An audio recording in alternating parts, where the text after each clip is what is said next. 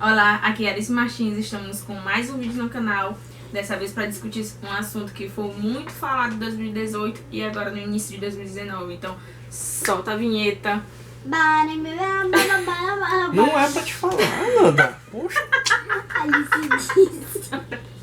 Esqueci que não temos vinheta. Mas saindo da descontração e para um assunto muito sério, o assunto desse vídeo é maternidade real. No ano de 2018 eu comecei a ler algumas postagens de mães que relatavam a maternidade real. O que significa isso? Elas desromantizavam, né, essa questão de ser mãe e acabavam mostrando de fato a maternidade como ela é, sem caricaturas e sem pinturas de romantismo ou algo do tipo. Então, eu vim dar minha opinião sobre esse assunto, né, depois que me tornei mãe, e falar um pouco com vocês sobre isso. A maternidade real, ela é um jogo de peso e de amor. Por que eu digo isso? Porque ao mesmo tempo que você tenta retratar a maternidade do jeito que ela é, isso não significa dizer que você não ame seu filho, que você não vai cuidar do seu filho e que o sentimento não seja o mesmo de outras mães por aí que não falam a realidade, que passam por isso, mas que não falam a realidade. Quando a gente fala de maternidade real, o que a gente vem falar? A gente vem falar das dores mesmo que a mulher sente durante o parto, da dor que é se tornar mãe e de todas as dificuldades que uma mãe passa na criação de um filho, né? Não dizer que não existe uma paternidade real, não vamos dizer isso, não tenho nada contra os papais de plantão, mas é que o foco mesmo dessa transição é a mãe, porque por mais que o pai ajude, por mais que o pai esteja presente em todos os momentos da vida da mulher da gestação, os maiores impactos e dificuldades quem vai passar realmente é a mãe. Não vamos mascarar esse tipo de coisa, porque é a realidade, a gente não pode fugir da realidade. Falando de maternidade real, eu gostaria de puxar um assunto que muito me incomoda, que é o abandono paternal, né? São aquelas mulheres que têm que cuidar do filho sozinhas, sem a ajuda do pai. E nada disso é relatado na mídia ou em algum tipo de redes sociais. Outro dia, né, eu estava assistindo o jornal, aí passou no jornal o pai que faz o papel de mãe e cuida dos filhos. E eu fiquei me perguntando, como é que um pai faz o papel de mãe e cuida dos filhos? Não, pra mim ele tá fazendo o papel de pai, porque o papel de pai também é cuidar do seu filho. Então, ainda é um preconceito muito, muito grande na nossa sociedade em relação a isso, né? Que a mãe, ela tem que estar sempre ali presente, cuidando, e que o pai é só para dar aquela ajuda de vez em quando, e não funciona assim. Existe a parcela de compromisso do pai e existe a parcela de compromisso da mãe. Então, se você é um pai de verdade, você vai cumprir sua parcela. E se você é uma mãe de verdade, você vai cumprir a sua parcela. Isso não significa dizer que quando o pai cumpre a parcela dele, a gente tem que estar postando coisas em redes sociais. Ah, porque meu marido é maravilhoso, porque ele cuida da minha filha desse jeito e porque ele é diferente por isso e por isso. Não, gente, ele tá fazendo o papel dele. Quando é que a gente vê um homem postando coisas em relação à mulher, dizendo, ah, porque minha mulher é maravilhosa, porque ela faz o papel dele? É muito difícil. Então a gente não tem que trocar os papéis, inverter os papéis. Ele tá fazendo o papel de pai e não o papel de mãe. Não tá fugindo da responsabilidade dele e ele não tá fazendo nada mais além do que isso, do que a responsabilidade dele.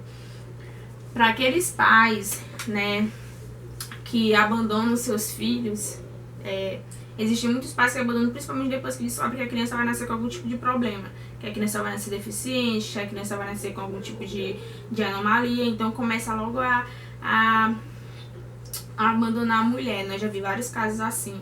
E pra mim não passam de pessoas medíocres, abaixo de medíocre, porque medíocre é quem tá na média, eles não estão nem na média, né? Estão abaixo. São pessoas que não dá pra discutir, eu não consigo ter nenhum pingo de carinho, de compreensão com esse tipo de pessoa. Acompanhei várias mulheres que passaram por isso e por isso me choca muito, me incomoda muito.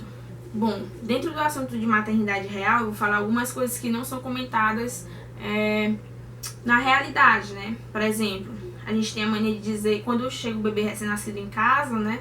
Aí, ah, não, você está com o bebê recém-nascido, nossa, que fofinho e tal. Beijinho pra cá, mamãe pega, a vovó pega, a tio pega e aquele amor. Mas aí ninguém se importa como a mãe tá se sentindo. A mãe, ó, tá com o peito doendo, entendeu?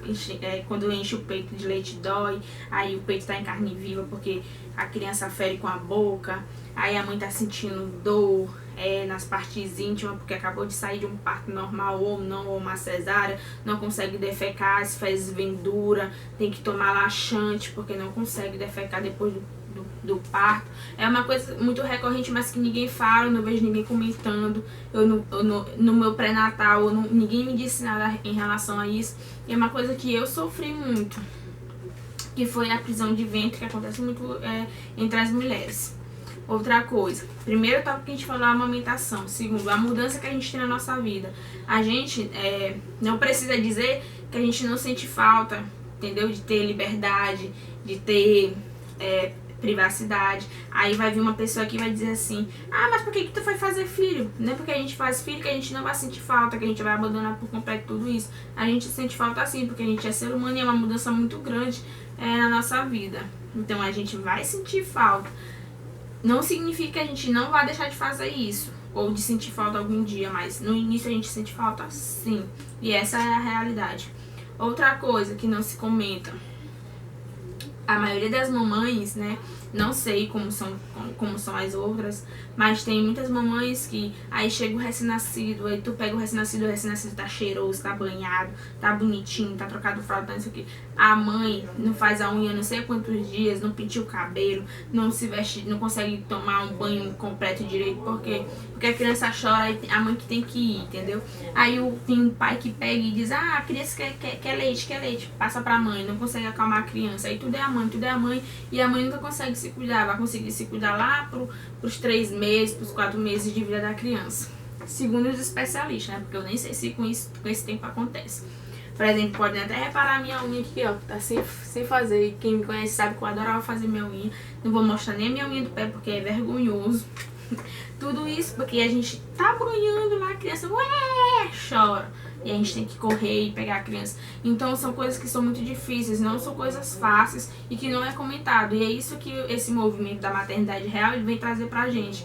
Vem falar da maternidade como ela é. Isso não significa dizer que você não vai conseguir ser mãe, que você não vai conseguir cuidar do seu filho, que você não vai conseguir superar tudo isso. A gente consegue superar, quer dizer, algumas pessoas, né? A gente consegue superar, mas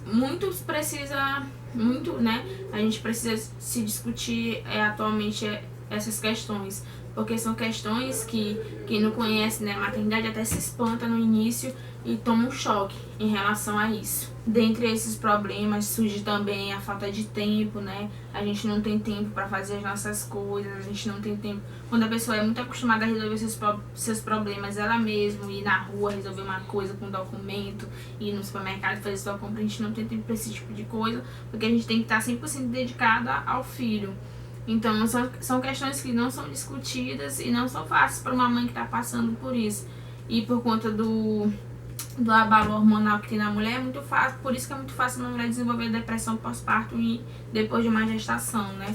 Outra coisa muito interessante a ser comentada é a licença maternidade, né? Eu posso falar claramente da licença maternidade quando você pede na faculdade, por exemplo, na minha faculdade. Aí a gente pensa, tem várias pessoas que podem pensar: ixi, vai passar 4 meses em casa, vai descansar, vai voltar descansada. Gente, não funciona assim. A pessoa pede licença, mas não pensem que ela está nadando na diversão, ou nadando na coisa fácil da vida, né? A gente está em um momento simplesmente difícil, de não ter tempo de fazer nada. Aí você pensa: quando a bebê dormir, quando a criança dormir, a gente vai estudar, eu vou estudar. Vou pegar o livro e vou estudar, né? Vou ver se dá tempo. E aí quando você vai pensar em estudar, você tá tão cansada que tudo que você quer é dormir junto com a criança. Você não consegue estudar. Então, não é descanso. Licença maternidade não é descanso. Não pense que é descanso e não julguem as pessoas que estão com licença maternidade. Ó, gente, e nos empregos deve ser até pior o julgamento. Eu não sei como é, mas deve ser pior. Gente, só um alerta: das coisas que eu estou falando não significa dizer que eu estou passando por isso. Significa dizer que eu li algumas mães que passaram por isso, que eu observei algumas mulheres que passaram por isso e que eu conversei com algumas pessoas que me relataram esse tipo de coisa. Então não são questões só minhas, individuais. São questões de várias mamães por aí que a gente pode notar, entendeu? Você vai na casa de uma mãe de recém-nascido, que você vai ver o estado dela. Não pare de observar a recém-nascido, observe ela, vê como ela tá com a cara batida, sem fazer as unhas, porque falta de tempo, falta de disposição e cansaço. Simplesmente é isso, cansaço. Não vamos fingir, dizer, que é muito legal, que não sei o que, não sei o que. Não é. Não é legal e não é a coisa mais divertida do mundo. É uma coisa séria, uma coisa que pede seu tempo, pede sua paciência, principalmente, entre outras coisas. E a gente só vive com sono. Uma mãe de primeira viagem, primordialmente, vive com sono. O tempo todo tá cansada. Dizer tudo isso não significa dizer que ser mãe é ruim, entendeu? Não significa dizer que eu me arrependi de ter sido mãe agora, nesse momento.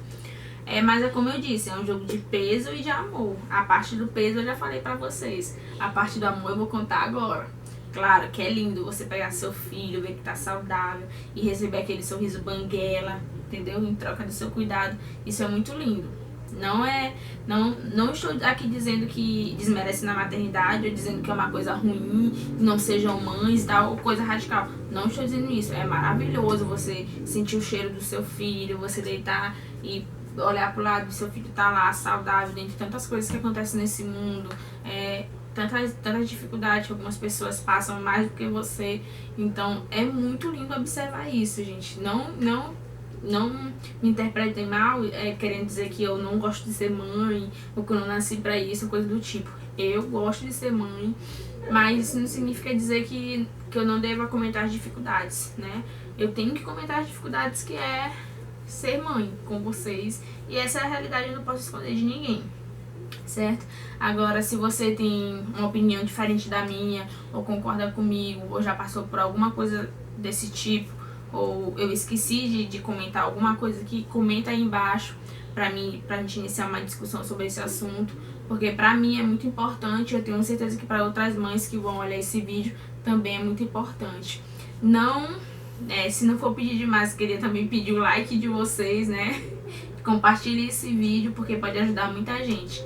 Tchau e até a próxima.